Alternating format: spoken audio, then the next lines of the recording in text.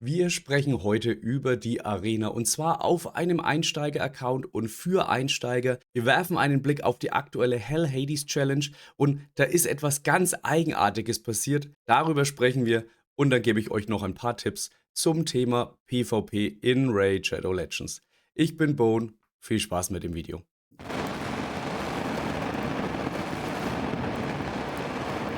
Hallo und herzlich willkommen zu einem neuen Video bei mir hier auf dem Kanal rund um Raid Shadow Legends. Und zwar schauen wir uns heute meinen Free-to-Play Challenge Account an, aber diesmal fokussieren wir uns auf das Thema PvP bzw. Arena und für den Fall, dass ihr neu auch bei dieser Art an Spielen seid, einmal ganz kurz eine Erklärung, für was steht denn überhaupt PvE und PvP. Das hört ihr wahrscheinlich super oft.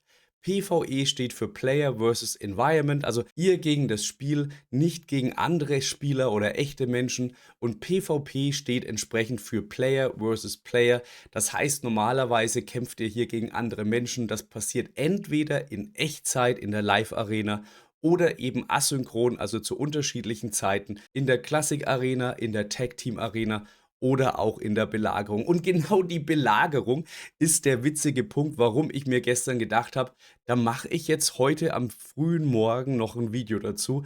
Und es ist wirklich am frühen Morgen. Ich habe gerade den zweiten Kaffee-Intus und hoffe, dass ich die Augen einigermaßen aufhalten kann. Es ist Mittwochmorgen und wir haben aktuell ja die Belagerung. Die Belagerung ist letztes Jahr neu ins Spiel gekommen, ist auch eine PvP-Komponente. Aber bevor wir hier Schritt für Schritt einfach auf so ein paar Einsteigertipps für die verschiedenen Arena-Bereiche auch eingehen, ich euch ein paar Worte dazu erzähle, was ist eigentlich das Beste für die Arena, zeige ich euch mal, was in der aktuellen Belagerung hier passiert ist. Und für den Fall, dass ihr noch ganz neu auf dem Kanal seid und euch gefallen die Videos, dann denkt doch am Ende bitte drüber nach, ob ihr mir ein Abo dalasst und setzt einen Daumen nach oben auf dem Video. Das fände ich total super. Natürlich auch für alle bestehenden Zuschauer, die auch gerne immer mal wieder vorbeischauen, aber noch kein Abo dalassen. Lasst doch ein Abo da. Genau, bevor wir da jetzt noch reingehen, was mir gerade noch eingefallen ist, damit ihr wisst, wo stehe ich gerade. Und zwar, ich bin heute an Tag 27. Also alles, was wir hier sehen, ist ein Free-to-Play-Account aus der aktuellen Hell Hades Free-to-Play Challenge, die vor einem Monat angefangen hat. Auch der Link zu der Challenge ist unten in der Videobeschreibung auch verlinkt. Ihr könnt also jederzeit einen Blick auf die Webseite werfen. Es läuft recht gut. Ich halte mich im Augenblick noch auf Platz 1 aller Creator, aber um das allgemeine Abschneiden geht es heute gar nicht.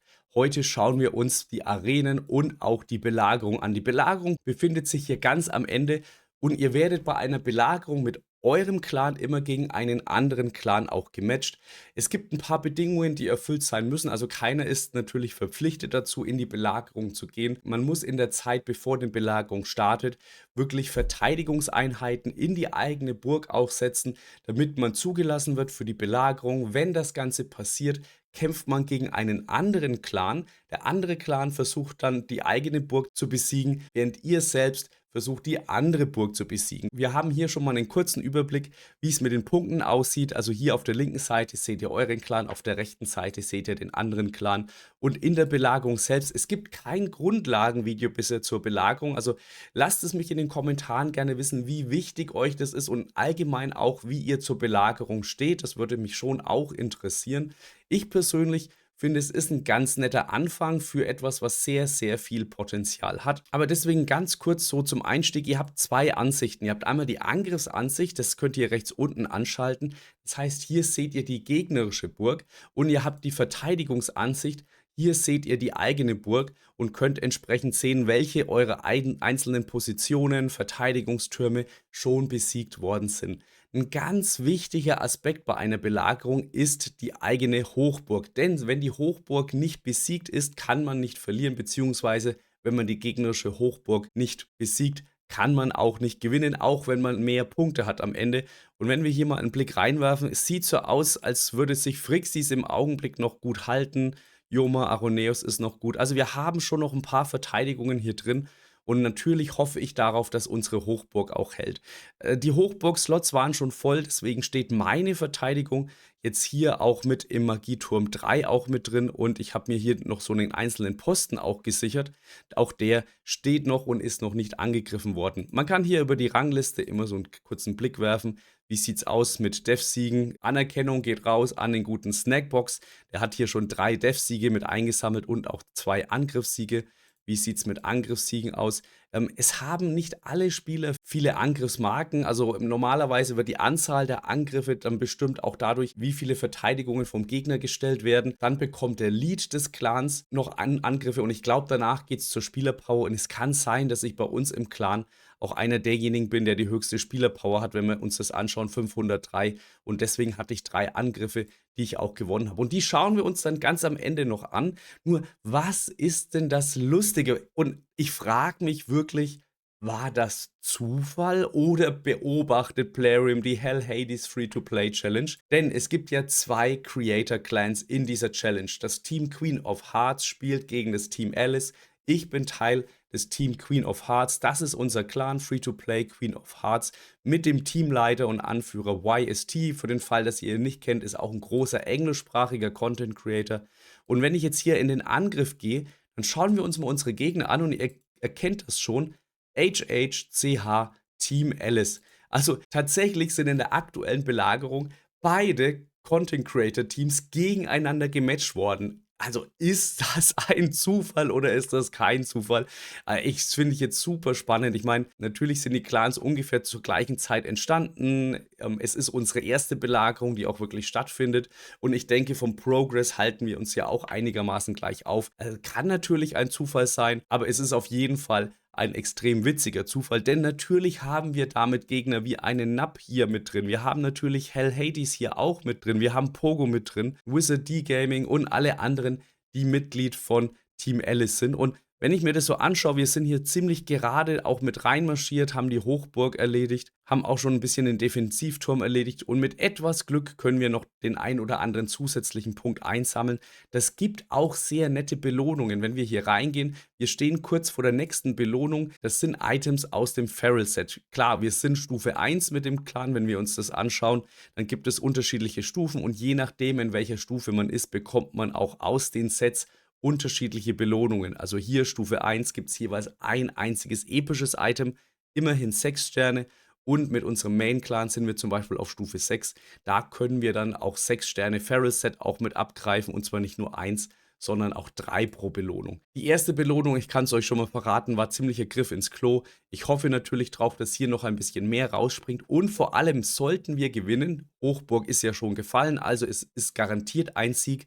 Wenn wir am Ende mehr Punkte haben als die Gegner, dann bekommen wir die Möglichkeit, ganz nette Avatare noch mit einzusammeln, bekommen noch mehr Gegenstände, noch ein bisschen Clan-Material. Also es ist auf jeden Fall eine zusätzliche Belohnung und auf dem Free-to-Play-Account nehme ich jede zusätzliche Belohnung, die ich nehmen kann. Also das ist ein absoluter Zufall und das hat mich auch motiviert, heute über das Thema PvP und Arena zu sprechen. Und gerade jetzt, wenn ihr mit Raid angefangen habt, euch so ein paar ganz wichtige Tipps mitzugeben, worauf ihr achtet, wenn ihr denn in der Arena aktiv seid. Zum einen, wie immer natürlich, warum ist Arena so ein spannender Punkt? Ihr müsst, wenn ihr bei den Arbiteraufgaben weitergeht, an ganz vielen Stellen eine Arena-Aufgabe erfüllen. Bei mir ist es so, ich hänge Stand jetzt tatsächlich verbessere ein Element Bonus auf Level 7.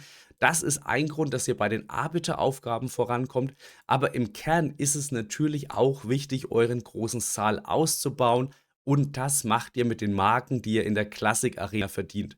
Denn was ihr hier drin einsammelt, sind Werte, die alle eure Champions bekommen. Zum Beispiel hier Genauigkeit in der Magieaffinität. Ich bin im Augenblick auf Stufe 6. Das heißt, jeder meiner Magie-Champions hat auf jeden Fall 40 Genauigkeit mehr. Das hilft mir natürlich ungemein. Jetzt wird es aber teuer. Von Stufe 6 auf Stufe 7 kann ich auch gar keine Silbermarken mehr einsetzen, sondern ich brauche Goldmarken und davon 700. Und wir sehen, ich bin gerade mal bei 352. Und genau deswegen ist auch das Thema Arena wichtig. Selbst wenn ihr kein PvP-Freund seid, leider müsst ihr auch für den PvE-Bereich, also für die anderen Bereiche im Spiel, wirklich immer mal wieder in die Arena auch mit reinschauen.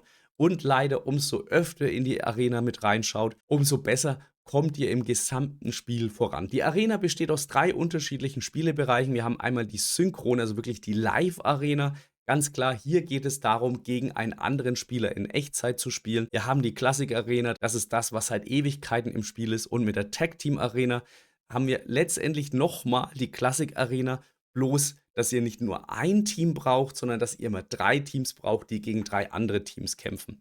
Das heißt, Classic Arena ist genau das Wichtigste für euch am Anfang. Und ihr seht, ich bin mit meinem kleinen Account schon in der höchsten Stufe. Ihr beginnt ja in Bronze 1, ihr steigt dann langsam auf und dann geht es dann noch bis Platin. Okay, Platin ist die höchste Stufe, aber das ist schon auf einen kleinen Ankreis an Spielern beschränkt und ist eine Domäne, in der man mit einem neuen Account noch nicht mal kurz reinschauen braucht. Also deswegen lasse ich natürlich Platin außen vor. Da gibt es auch noch andere, auch alte Videos bei mir auf dem Kanal, wo ich mit meinem Hauptaccount auch zum Reset in der Platin-Arena auch mit abgeschlossen habe. Da könnt ihr, wenn euch das interessiert, gerne auch noch mal mit reinschauen. So, die Frage ist jetzt, warum bin ich in Gold 5 aufgestiegen? Denn es ist einiges natürlich viel schwerer in Gold 5, als wenn ich mich jetzt noch im Silberbereich bewegen würde. Es gibt auf der einen Seite gibt es zusätzliche Werte. Alle meine Champions bekommen mehr Lebenspunkte, Angriff und Verteidigung. Das ist ganz nett. Ich bekomme mehr Schmiedematerial. Das ist auch ganz nett. Am Ende der Woche, sprich am Montagmorgen, wenn der sogenannte Arena Reset ist, dann gibt es auch einmal pro Woche eine Belohnung. Die ist auch ganz nett. Gerade die zusätzlichen Juwelen, also für den Free-to-Play-Account ist es großartig, für Endgame-Accounts ist es eher lächerlich, was dabei rausspringt. Das Wichtigste, weshalb es meiner Meinung nach extrem gut ist, wenn man es schafft, in Gold 4 oder in Gold 5 auch weiterzukommen. Ihr bekommt von diesen Siegesmarken, bekommt ihr bereits 4 Stück pro Sieg. Und wenn wir einen Blick auf Gold 1, 2 werfen, hier gibt es nur 2 Marken pro Sieg. Das heißt, es ist die doppelte Anzahl an Marken. Ihr müsst also nur halb so viele Kämpfe machen, um den gleichen Fortschritt in der großen Halle auch zu erledigen. Ihr habt ja pro Tag nur eine gewisse Anzahl an Marken offen. Die Marken regenerieren sich einmal pro Stunde. Ihr habt einen Refill mit 5 Marken, diese kleine Münze. Ihr habt einen Refill, wenn ihr den Tag über gespielt habt, nochmal mit 10 Marken und könnt hier und da natürlich auch nochmal andere Refills gewinnen. Aber im Kern könnt ihr davon ausgehen, dass ihr 25 Kämpfe machen könnt, plus noch ein paar, die sich im Laufe des Tages auffüllen, also circa 30 Kämpfe. Und das bedeutet dann entweder 60 Marken oder es bedeutet 120 Marken, wenn ihr euch Kämpfe raussucht, die ihr gewinnen könnt.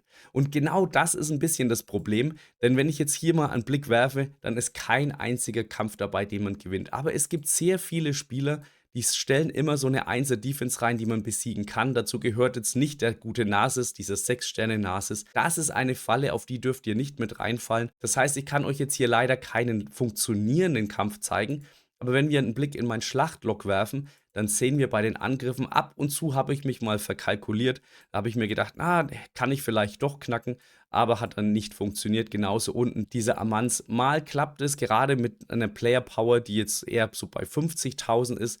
Dann kann es auch einfach sein, dass er nicht so stark gebaut ist. Alle anderen Kämpfe, es sind Einzeldefenses, hat gut geklappt. Und wenn ihr ein ganz solides Team gebaut habt, und da sprechen wir als nächstes darüber, dann könnt ihr vielleicht auch den ein oder anderen normalen Gegner auch besiegen, wie ich diesen einen, der mit einer Kriegsjahr auf Anhieb eigentlich ein gut gebautes Team hat, mit einer relativ hohen Player Power, aber der Kampf war kein Problem. Und warum der kein Problem war, da sprechen wir jetzt darüber, wenn ich euch ganz kurz mein Team zeige und euch schon mal den aller wichtigsten Tipp mitgebe. Speed ist King. In der Arena kommt es normalerweise nur auf Geschwindigkeit an.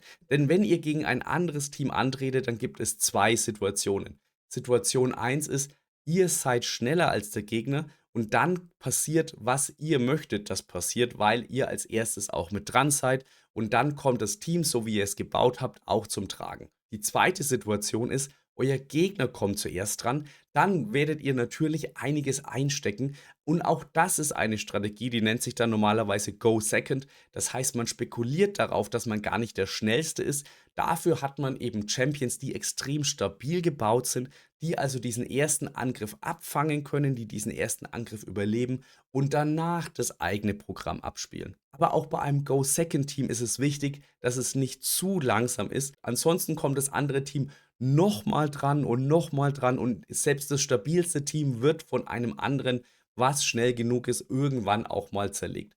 Nachdem wir heute über Einsteiger-Arena sprechen, gehe ich davon aus, dass ihr auch keine Brecher-Champions habt, mit denen ihr ein sehr stabiles Go-Second-Team machen könnt. Das kommt normalerweise im Laufe des Spiels. Also selbst wenn ihr einen tollen Heiler wie einen Vizir gezogen habt, selbst wenn ihr einen epische Champions wie einen Vogoth habt oder ein Miscreated Monster, wird es tatsächlich schwerer, ein Go-Second-Team zu bauen, als ein stabiles Go-First-Team. Und wie funktioniert so ein Go-First-Team? Ihr habt normalerweise, wenn es geht, einen Champion mit dabei mit einer Speed-Aura in der Arena. Also bei mir hier nimmt die Rolle der Wukong ein, steigert Geschwindigkeit von Verbündeten in Arena-Schlachten um 28%.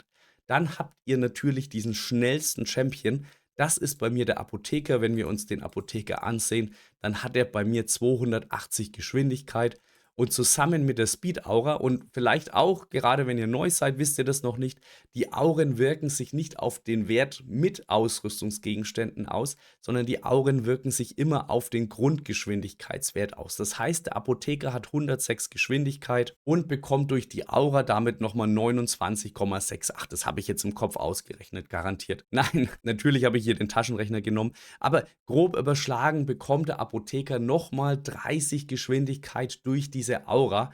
Das heißt, der Apotheker startet mit 310 Geschwindigkeit in diesen Kampf, wenn ich gegen ein anderes Team antrete, was zum Beispiel keine Geschwindigkeitsaura hat. Was macht der Apotheker dann? Der Apotheker hat dann einen Speed Boost. Also das ist für euren Speed Lead, für den Champion, der am schnellsten ist, das Wichtigste, dass er dafür sorgt, dass die anderen Champions, die natürlich nicht so schnell sind, dann direkt nach ihm drankommen. Ich zeige euch da gleich auch mal eine schöne Übersicht. Da wird das Ganze dann auch noch ein bisschen klarer. Auf jeden Fall hier beim Apotheker, ihr seht, er verleiht allen anderen Champions bei euch erstmal einen Geschwindigkeitssteigerbuff. Das heißt, der Rundenmeter füllt sich automatisch noch etwas schneller. Zusätzlich wird das Zugmeter von allen anderen nochmal um 15% gefüllt. Das mit der Reihenfolge der Teams wird vielleicht ein bisschen klarer, wenn wir hier diesen Arena-Kalkulator benutzen, der auf der Seite von Deadwood Jedi ist. Der ist leider sehr veraltet. Ihr findet hier also auch überhaupt keine aktuellen Champions. Und hier bei Arena Aura habe ich deswegen Astrelith genommen, die die gleiche Prozentzahl hat wie jetzt ein Sun Wukong zum Beispiel. Aber für das Grundkonzept ist dieser Kalkulator immer ganz nett und zumindest mal einen Richtwert zu haben, wie schnell eure Champions ungefähr sein müssten. Wir haben ja gerade sehr ausführlich über den Apotheker gesprochen. Also ich gebe hier oben die Aura ein, zum Beispiel die Aura von Sun Wukong. Oder gehen wir mal davon aus, dass ich Sun Wukong demnächst durch High Cartoon ersetze, weil wir High Cartoon auch in ein paar Tagen bekommen und ich Sun Wukong eigentlich gar nicht unbedingt brauche. High Cartoon hat jetzt natürlich eine schlechtere Aura, dafür nochmal einen eigenen Rundenmeter-Booster und sorgt auch dafür, dass meine anderen Champions noch ein bisschen schneller drankommen. Bei Apotheker sorgt natürlich die schlechtere Aura dafür, dass er nicht 310, sondern nur 300 hat auf Basis der 280 Geschwindigkeit. Der Apotheker führt dann seinen Rundenmeter-Booster durch und man sieht, der Champion, der danach kommt, braucht eine Geschwindigkeit von 232, 32. Also es gibt schon noch ein paar Nachkommastellen, wenn man das ganz, ganz genau machen will. Aber im Kern könnt ihr jetzt mal davon ausgehen, wenn ihr 233 Geschwindigkeit habt, kann euch keiner dazwischenkommen. Da sprechen wir auch gleich nochmal drüber, warum das so wichtig ist. Geht also davon aus, der zweite Champion hat 233. Wenn das jetzt wieder ein Speed Booster ist, wie jetzt hier die High Cartoon, braucht der nächste Champion zum Beispiel der Damage Dealer oder der Debuffer. Also wenn ich jetzt hier davon ausgehe, das ist noch gar nicht der Kandrafon, sondern das ist erstmal Ugo. Ugo sorgt dafür, dass ein Minus Defense gesetzt wird und dann nehmen wir irgendeinen anderen Damage-Dealer, im Beispiel jetzt hier den Kandrafon. Der hat eine etwas niedrigere Grundgeschwindigkeit, deswegen muss die Geschwindigkeit, die auf seinem Kit ist, auch etwas höher sein.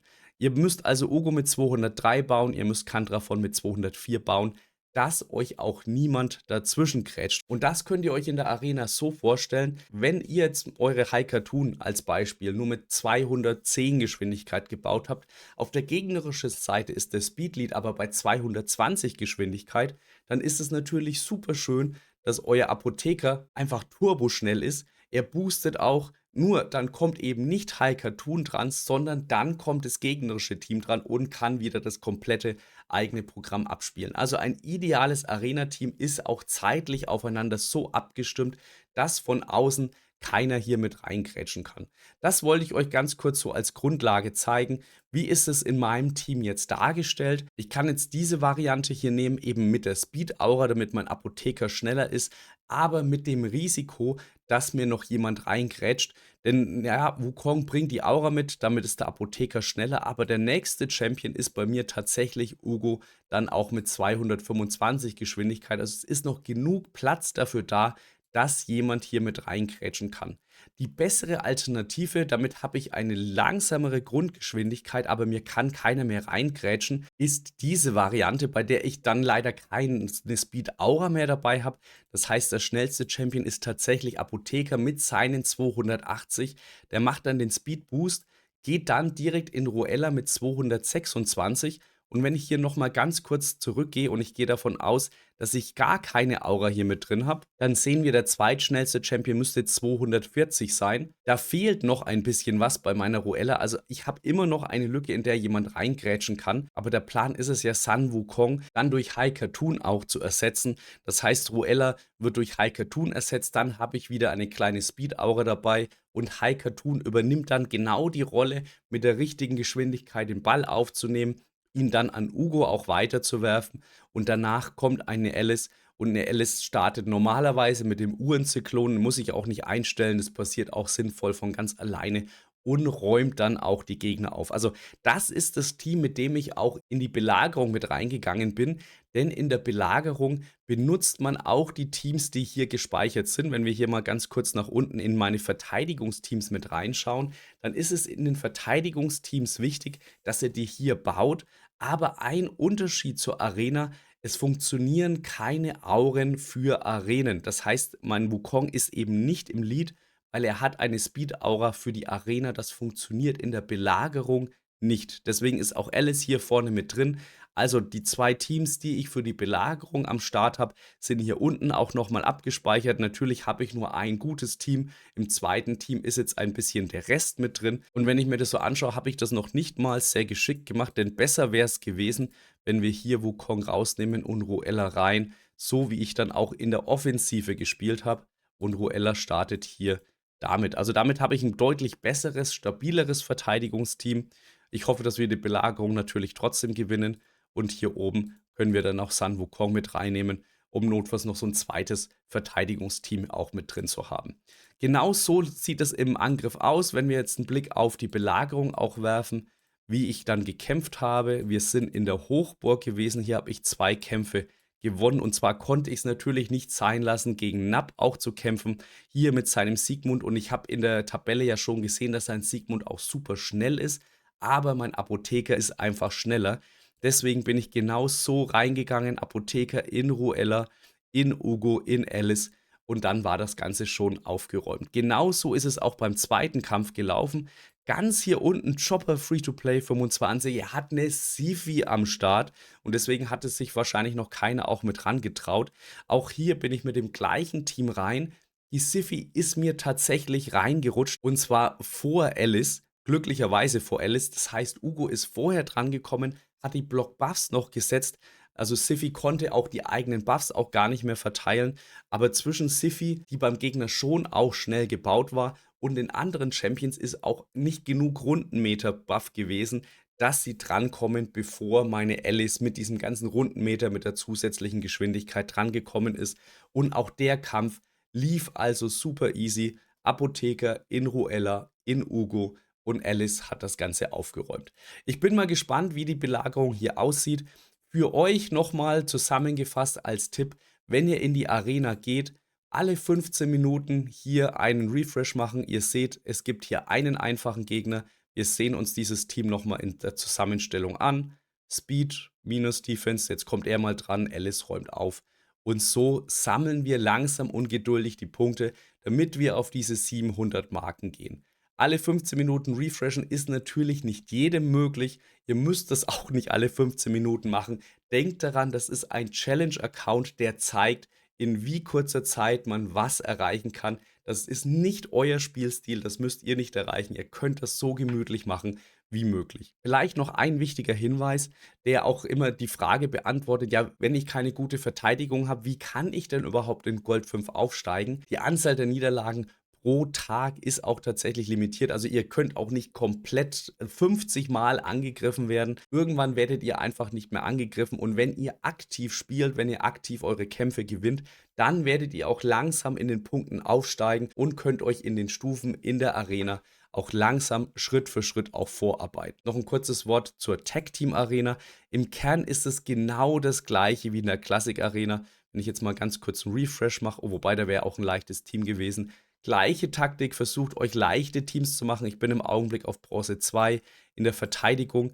Während der Woche stellt einfache Verteidigungen rein, damit ihr hier in der Schlacht in dem roten Bereich bleibt. Damit habt ihr auch immer wieder leichte Gegner, könnt hier reingehen und diese Kämpfe leicht gewinnen, die Marken sammeln und diese Marken wollt ihr auf jeden Fall haben. Für einen langfristigen Account lohnt es sich, auf die Dragster-Fragmente zu kaufen. Jetzt hier für den Challenge-Account gehe ich natürlich immer auf die zusätzliche Energie, auf die Juwelen und auch für die nächste Champion-Jagd bereite ich hier auch bereits diese 2 seltenen leeren Champions vor, die geben ja jeweils 50 Punkte. Vom Ablauf ist es aber genau das Gleiche, nur dass ihr natürlich 3 Teams braucht. Ihr könnt jetzt die Strategie fahren, dass ihr euer Hauptarena-Team habt. Ihr habt noch ein zweites mit vielleicht noch einem 60er drin, womit man dann hier noch ganz gut gegen so ein Okay-Team gewinnt. Und dann gegen das stärkste Team des Gegners geht ihr einfach mit ein paar schlechten Champions rein und verliert. Dann spielt ihr ein 2:1 und dieses 2:1 bringt euch auch Punkte, bringt euch auch Marken. Absolut okay, auch immer 2:1 zu spielen. Also wenn ihr noch keine Champions habt, geht trotzdem in die Tag Team Arena und macht die Punkte. Ja, in der Live-Arena, dazu würde ich gerne noch ein paar Worte verlieren. Zum Glück ist sie gerade offen, 17 Minuten noch, deswegen können wir mal reinschauen. Ich habe meine 5 Kisten schon gespielt, denn man bekommt gerade für einen frischen Account schon ein paar nette Belohnungen. Ja, also diese Multi-Battles sind eher weniger wichtig. Die 50 Energie ist für diesen Challenge-Account natürlich super wichtig. Und ich steige hier bei diesem Meilenstein noch auf. Da warten noch Splitter auf mich, da warten noch Hähnchen auf mich. Also ihr könnt das hier sehen, welche Belohnungen es gibt. Und in den unteren Stufen ist es auch noch okay, wenn ihr verliert. Es gibt auf der einen Seite keine Minuspunkte, wenn ihr verliert. Auf der anderen Seite, wenn ihr 3-mal verloren habt, ist der nächste Gegner auch immer kein echter Mensch, sondern ein Bot. Also das geht zumindest in Bronze und in Silber. In Gold ist das nicht mehr der Fall. Dann gibt es nur noch echte Menschen. Und eine Taktik, die ich auch auf meinem Free-to-Play 2024 gefahren bin, ist ja diejenige, dass ich gar nicht so viel Live-Arena mache, weil ich auf die Marius-Aufgaben gehe. Und Marius-Aufgaben beinhalten sehr viel Live-Arena und natürlich wird die Live-Arena schwieriger, umso weiter oben ich bin. Jetzt hier bei dem Account, der hat noch 2 Monate vor sich, dann nehme ich einfach alles an Belohnungen mit, was geht und denke überhaupt nicht an die Marius-Aufgaben, denn mein Ziel ist es gerade mal den Arbiter auch mit abzuholen und mit ein bisschen Glück finden wir sogar noch einen Gegner, der gute Ferg, okay, dann kann ich euch anhand von dem Ferg noch ein paar Strategien sagen. Und zwar wählt ihr euch 5 Champions hier aus und ihr könnt dann einen vom Gegner mit rausnehmen und der Gegner kann einen Champion von euch rausnehmen. Die Auswahl ist am Anfang des Spiels natürlich super limitiert. Ihr werdet einfach eure besten Champions immer mit reinnehmen. So, was ich jetzt immer gerne mache, ist am ersten Slot nehme ich nicht den wichtigsten Champion mit rein, sondern hier als Beispiel Sun Wukong. Ja, er hat eine Speed-Aura, aber auf die kann ich auch verzichten. Aber er verlockt ganz oft den Gegner, den Speed-Lead und also gefühlt auch die Speed-Aura mit rauszunehmen. Das passiert sehr häufig und für mich der wichtigste Champion ist tatsächlich Apotheker, weil Apotheker in Ruella, in Ugo, in Alice sorgt dafür, dass der Gegner überhaupt keine Chance mehr hat. Jetzt haben wir hier einen Level 65 Gegner, also wenn es kein Bot ist, sondern ein echter Mensch, dann kann das sein, dass es ein Mensch ist, der sehr viel Geld ausgegeben hat. Wir sehen hier auch zumindest schon mal, er spielt länger, hat wahrscheinlich den Login UDK. Das ist natürlich hart. Jetzt nehme ich meinen Apotheker mit rein und meine Ruella. Also das Team, das ich hier mit reinpicke, steht fest. Für mich ist aber trotzdem die Reihenfolge wichtig. Ich setze hier zuerst den Wukong. Wenn ich gegen einen Bot spiele, der Bot wird immer den allerersten hier reingenommenen Champion auch mit rausnehmen. Also angenommen, ich würde meinen wichtigsten Champion in Slot 1 mit reinnehmen, der Bot nimmt dann den wichtigsten Champion mit raus. Und dadurch kann man auch ganz gut sehen, spiele ich jetzt gegen einen Bot oder nicht. Denn angenommen, hier wäre irgendwie ein Kael drin und er nimmt den Kael raus, obwohl super viele andere Champions da sind, dann ist es auch so eine Frage. Gut, wir nehmen jetzt noch Alice und Ugo. Wir haben auf der rechten Seite bis auf den Mountain King ganz viele Login-Champions. Also es kann auch sein, dass es einfach ein Zweit-Account ist. Kann immer noch ein Bot sein. Was für mich ganz böse ist, sind natürlich Kraftaffinitäten, weil mein Haupt-Nuker Nick Alice ist. Ich nehme jetzt mal den UDK raus. Er nimmt mir auch ein bisschen den Fokus, gerade wenn ich einen Single-Angriff auch machen will. Er nimmt mir den Wukong raus. Ich weiß jetzt noch nicht, ob es ein Bot ist. Gestern auch in der Live-Arena wirklich 80% oder noch mehr der Menschen, gegen die ich spiele, nehmen den Sun Wukong raus, obwohl der wichtigste Champion der Speedlead ist. Wenn hier drüben ein Speedlead gewesen wäre, ich hätte garantiert den Speedlead rausgenommen, denn ich bin schneller und wenn ich schneller bin, kontrolliere ich den Kampf. Also werfen wir mal einen Blick drauf. Ich gehe davon aus, dass ich deutlich schneller bin als er. Wenn wir die Rundenmeter sehen, ist es so, sein Loki ist doch auch zackig unterwegs, aber ich mache hier einen Speed Boost. Ich mache nochmal einen Speed Boost. Ich setze meine Debuffs. Okay, bei Mountain King saß er leider nicht. Und Alice räumt einmal auf. Ja, wir haben natürlich ein paar schwache Affinitäten, mit denen wir kämpfen. Das ist ein bisschen ungünstig. Und deswegen ist der Kampf trotzdem noch spannend. Mal sehen, was macht jetzt Loki. Ist jetzt nicht wirklich viel passiert. Jetzt setzen wir ein paar Debuffs auf den Mountain King. Gerade Minusgeschwindigkeit ist gut. Visier, ich weiß gar nicht. Also er kann natürlich Debuffs verlängern, was der ansonsten machen kann. Multi-Hit hat er, ist ganz nett. Geht auf jeden Fall auf den Apotheker. Ich glaube, dass wir hier wirklich gegen einen echten Menschen spielen. Ansonsten wäre der wahrscheinlich jetzt auch nicht auf den Apotheker gegangen. Und den will er auch wirklich rausnehmen, den nimmt er raus. Also ich bin inzwischen überzeugt, das ist ein echter Spieler. Und jetzt müssen wir nur darauf hoffen, dass. Wir haben ja einen getötet, deswegen Abklingzeit zurückgesetzt. Wir gehen gleich nochmal hier rein. Und durch die Minusgeschwindigkeit sollte der Mountain King jetzt super langsam sein. Und ich hoffe, ich kann ihn, weil er ist die Hauptbedrohung, rausnehmen, bevor er nochmal drankommt und am Ende auf die Idee kommt, meine Alice zu töten. Denn natürlich ist die Alice meine Bedrohung. Also auch Alice rauszupicken, ist immer eine gute Strategie. Entweder Alice rausnehmen oder den Apotheker Mini-Geschwindigkeit wegnehmen oder den eigentlichen Schaden. So, zack, zack. Alice hat ihren Job gemacht. Ich habe nochmal 15 Marken eingesteckt und einen Kampf gewonnen. Ich glaube, damit ist es so ein bisschen klar geworden, was wichtig ist. Die Botschaft: Speed is King. Denkt daran, wenn ihr eure Champions baut, dass ihr sie schnell genug baut. Denkt daran, wenn ihr eure Champions baut, dass ihr ihnen genug Genauigkeit gibt, dass sie in den verschiedenen Spielebereichen auch treffen. Für die Arena im Einsteigerbereich reicht normalerweise 100 bis 150 Genauigkeit, damit ihr diese Debuffs wie Minus Defense auch trefft.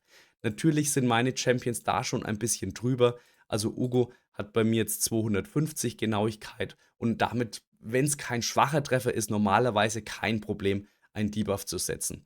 Ja, ich hoffe, dieser kleine Einblick aus der Brille des Einsteigers für PvP, für die unterschiedlichen Arenen hat euch gefallen, war ganz hilfreich, hat euch beim Einstieg geholfen und jetzt drückt ihr mir die Daumen, dass Team Queen of Hearts gegen Team Alice in der Belagerung gewinnt und ich noch ein paar zusätzliche Belohnungen einheimse. Denkt gerne an das Abo, denkt gerne an den Daumen nach oben. Und wenn ihr möchtet, Mittwochabend sehen wir uns immer im Stream. So zwischen 20:30 und 21 Uhr sollte ich am Start sein. Heute Abend auf Twitch. Ich freue mich auf euch. Bis dahin, habt viel Spaß mit Raid, habt viel Spaß im Leben. Ciao, ciao, euer Bo.